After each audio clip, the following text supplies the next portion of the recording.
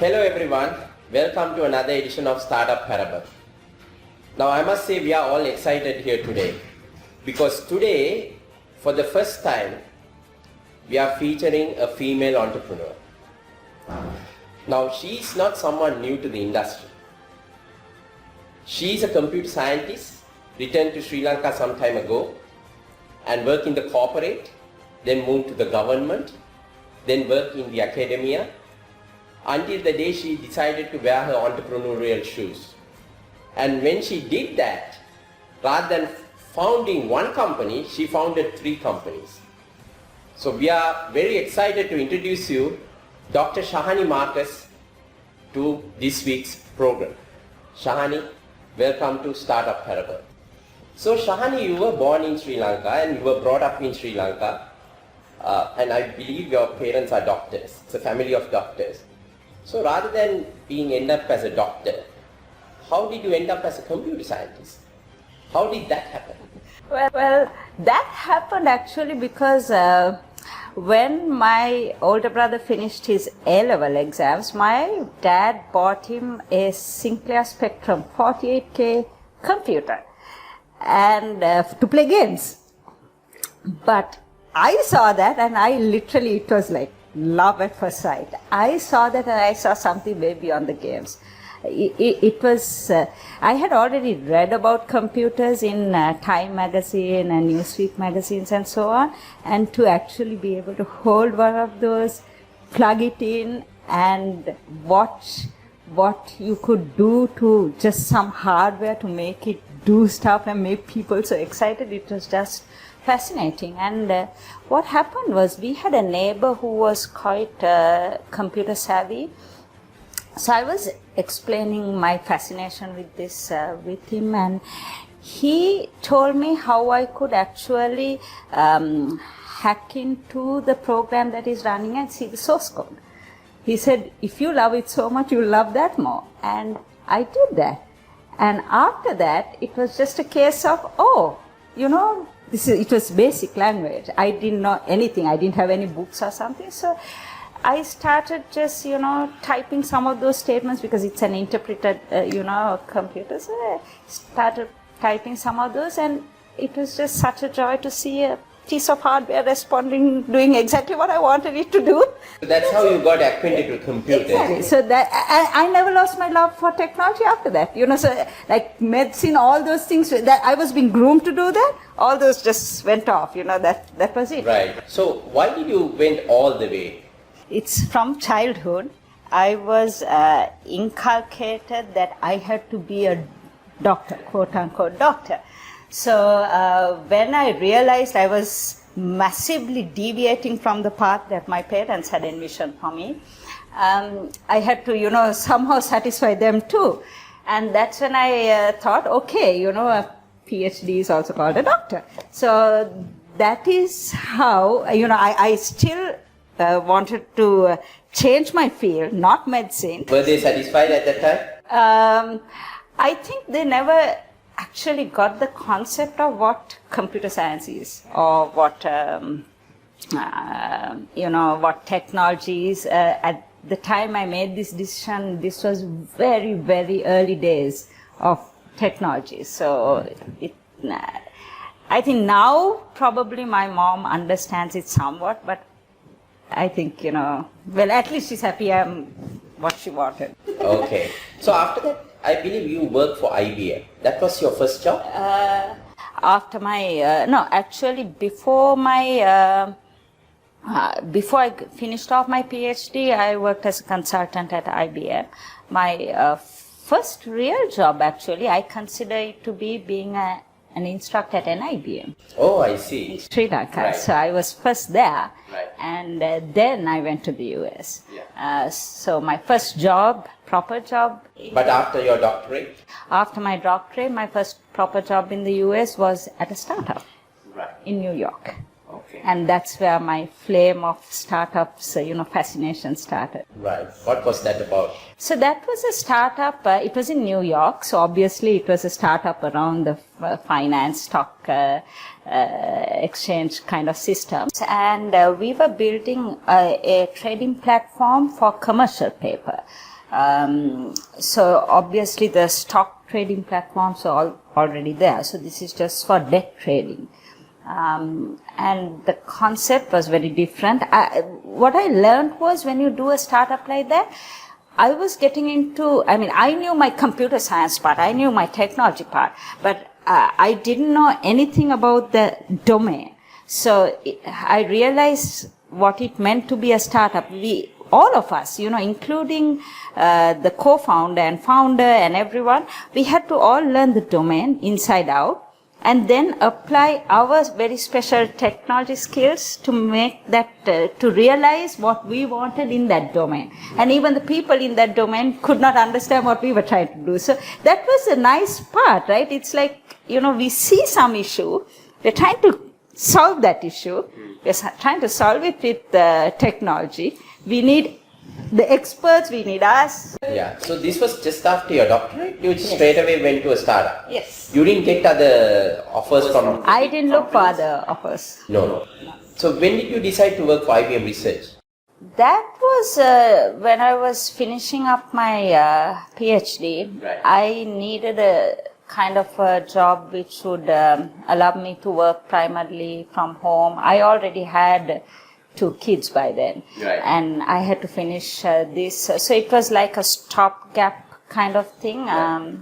So that's where I was as a consultant there. And it was more of a research type of a project. They were building some optimization algorithms for their C++ compiler. So it kind of suited that research mode I was in. So Shahani, then you returned to Sri Lanka in around early 2000, right? 2001. Then you started in the corporate and worked across to government, to then started lecturing at University of Moratuwa. Tell us about your early stage in Sri Lanka. So How was it like to come and settle here? Yes, it was both the good and bad, right? I enjoyed the feeling of being back in the country and so on. The fact that the kids could go to Sri Lankan schools, just this whole, how can I define? It's so lovely to be in Sri Lanka. That part was great. But I think what I missed was in the IT culture, I felt was different. I guess I was only used to a startup culture and a big organization like IBM, right? So I felt a distinct difference, and it took me some time to kind of get my mind wrapped around that. Right. You found it difficult to adjust to the industry here, if I may. To positioning. yeah. So it's partly we are very. In the US, it's very easygoing, right? There are no hierarchies and things like that, Right. You even go refer to your CEO by their first name, you joke with them. So over here, everything, even in the IT industry, which I expected to be somewhat different, it was still somewhat hierarchical. In the that's typical Sri Lankan style, right? I think it's changing now, but that's how, it brought me back memories of that's how school was and so on, right? So but it was just that I had forgotten and I had to kind of rewire my brain as far as that was concerned. So in Sri Lanka, from all the roles that you played in different organizations, what did you enjoy most? Was it the government, was it the corporate, or lecturing at University of Moratuwa? I think I enjoyed every single role. Each one has been special in its own kind of way, right? So it's very difficult to pick one. Although I must say I'm enjoying my current role the best. Okay. But that's just because it's at this point in time. But if I cast my mind back they were all enjoyable. So coming from US and starting to teach in University of Moratuwa, what sort of impact that you have made to the students? What sort of change that you brought to their thinking? I guess you'll have to ask them, but if I try to, read their minds. No, when you start teaching, what sort of difference you saw? Because you're someone who studied under a US system, and then you came to teach in the most premier Sri Lankan university, engineering university. What sort of gap you saw, and what sort of change you wanted to see? Yeah, so I think once again it relates back to breaking down those what I call hierarchical barriers, because I truly feel that students learn the best when they feel very free to converse with the lecturer and so on. So I think from the get-go, I try to connect with them in that fashion. So I have heard lots of students come and say, you are very different in that sense. So what that means is what I was trying was working. So apart from those hierarchies, what else you saw as missing? Like, for example, what about research? Don't you think we don't have much research going on in Sri Lankan universities compared to the US? We don't have enough funding and the laboratories and the... Yeah, of course we don't have enough funding, but I believe there is a lot of research going on, right? I mean, I've worked with fantastic colleagues who do a lot of research. I think what happens is it's not known, it's unknown, right? And we have severe difficulties even when you try to publish a paper just to get funding to go and talk about it. So it's not the lack of talent and not that it's not happening. It's happening, but nobody else knows about it much. So Shahani, tell us, when did you decide to wear your entrepreneurship? How did that happen? So there was a point where, I felt as if I was at a loose end. So I knew I still hadn't, done what I would truly like to do. I hadn't completed the cycle. So I thought maybe I should start up. Then by chance, I happened to bump into Prasad Nanayakara at Odell, and so I was just telling him, I would love to, because he also had just, left Virtus, and I was telling him, hey, maybe we should consider doing something together, because we go back a very long way. And then we met up a couple of times, and it blossomed from there. I would say it happened, it was not pre-planned as such. It just happened, So so tell us a little bit about Auxenta. Yes, so Auxenta. What does Auxenta do? Auxenta, we started it in August of 2013. We registered the company here. And the entire idea of Auxenta was to try to bring that Silicon Valley startup culture and that excitement and that cutting edge technology to Sri Lanka. So the entire idea of Auxenta was, hey, let's try to reduce the burn rates of startup entrepreneurs in the Silicon Valley and develop their solutions here. So it's win-win. So what sort of role you play right now with Auxenta? So I am the CTO, and I am the person who's based in the US. So I get the opportunity to talk with all these people. Although, currently the company itself has now branched into doing enterprise solutions and that kind of stuff as well. So that's what I do, and I do come here quite often because the entire rest of the team is over here. Then you started another one, right? Yeah, so that happened also by accident. When I was teaching at University of Moratuwa, I used to run these final year projects, and I used to give a lot of nice ideas which I always hoped that the students would kind of turn into companies. But every year after they do a fantastic research project, the students would end up going and joining the industry. So that's the end of the idea and everything. The year's investment, right, of research. So in 2013, after going through this a couple of cycles, in 2013 when I gave the research ideas, I actually openly told, okay, the best team out of the 4 teams, I would myself invest and let's try to start up a company, right? So I will match the industry salary. So I wanted to see whether we could make a change. But then I ended up starting Auxenta and I ended up going to the US, and these students finished their research projects with me being there and, over Skype and so on. And I had kind of, forgotten my promise.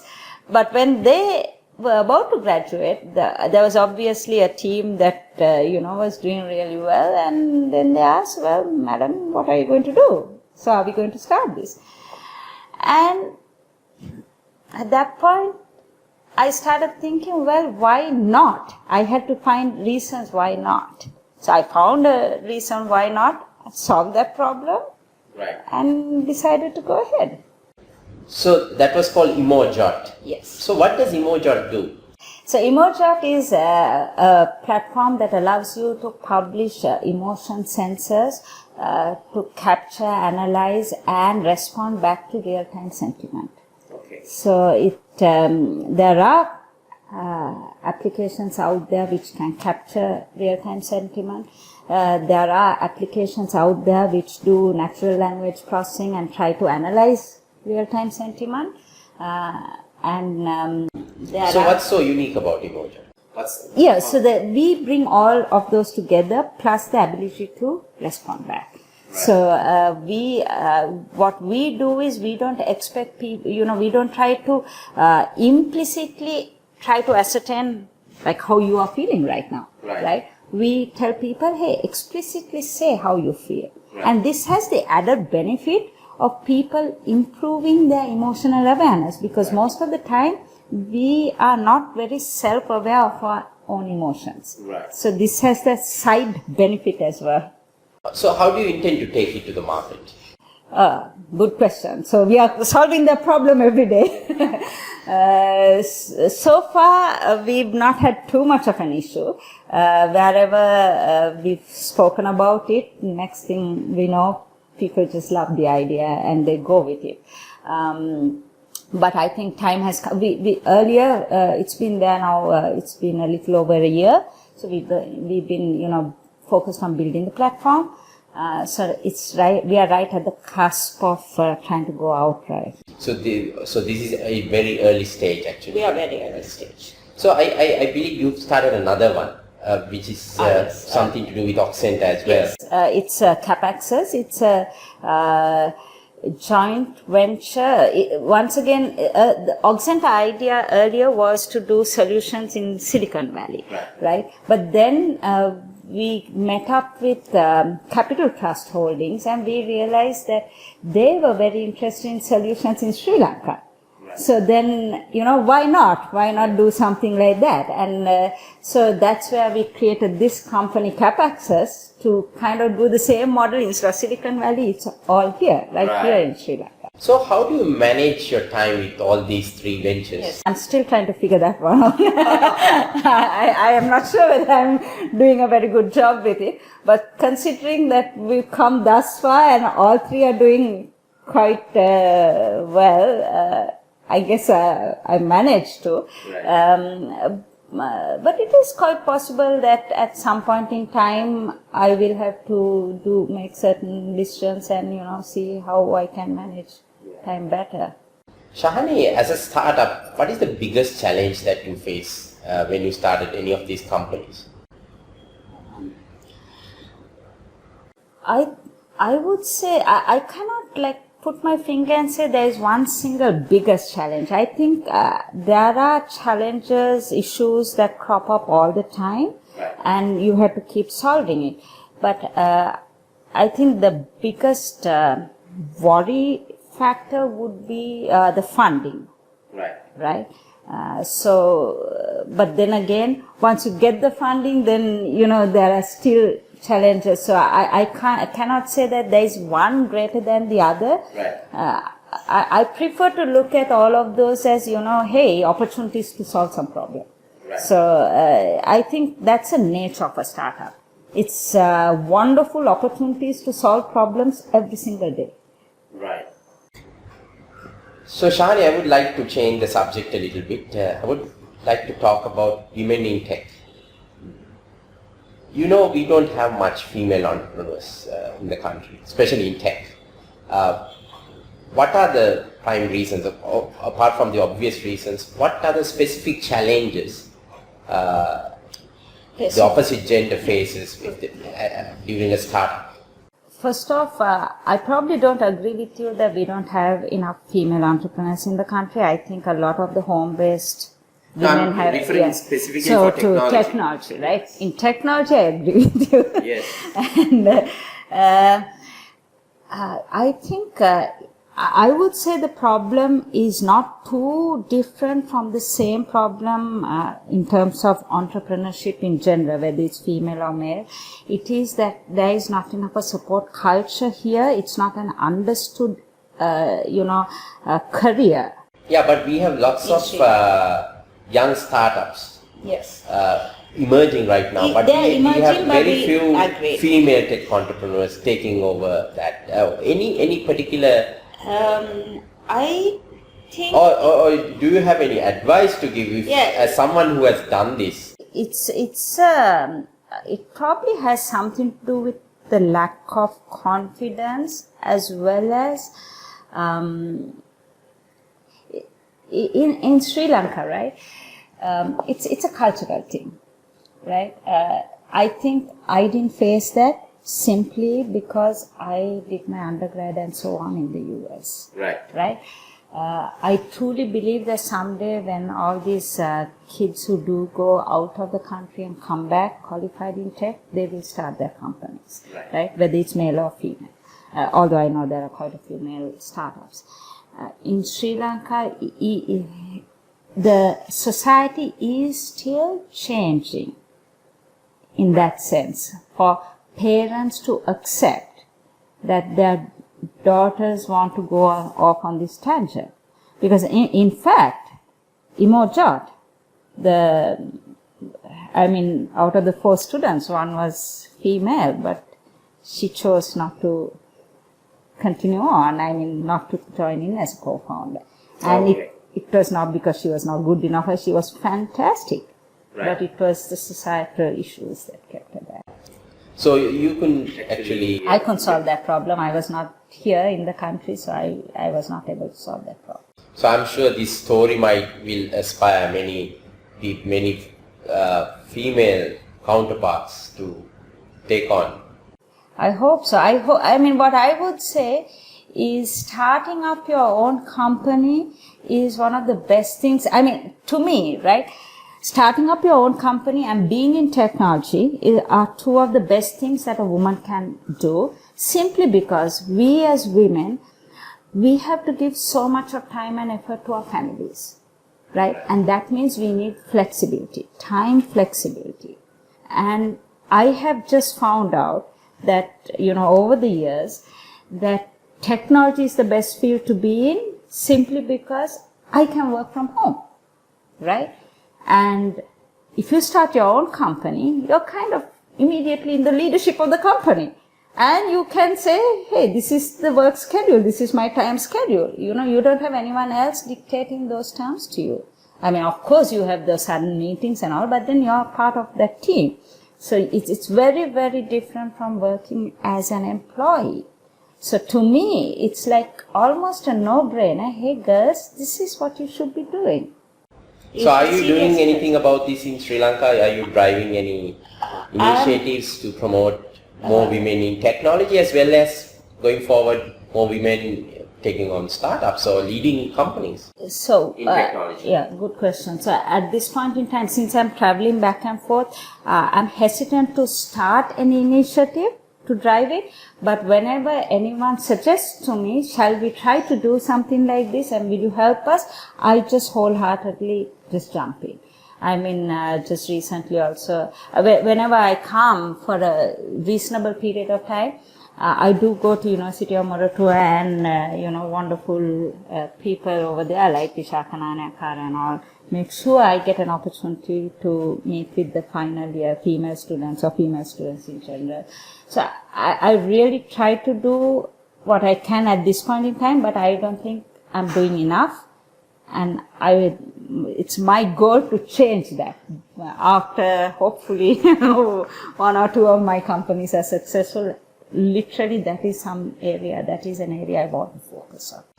Yeah, if I may ask, just aligning to the same thing, what sort of advice you like to give for any aspiring female entrepreneur out there? It's fine, reach out. It's scary for everybody, right? It's not just whether you're male or female. It's something unusual you're getting into. Find people to talk to, find others, and please know that if you contact me, I'm always available to talk. I know I've got a lot of strength because I was fortunate enough to be based in the Valley, right? And right now in the Valley, being female and being a technology person is like the best thing you can be, right? So I have got so much of mentoring and support. It's unbelievable. It's not only in the Valley. I recently visited Seattle. It was just overwhelming, the support I got. All the other female entrepreneurs I met and so on.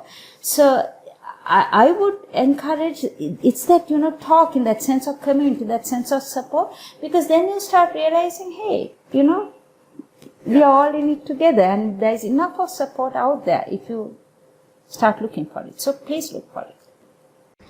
So you've been a computer scientist, you work in the corporate, you have done a government job, you have lectured at a university, then you started your own companies.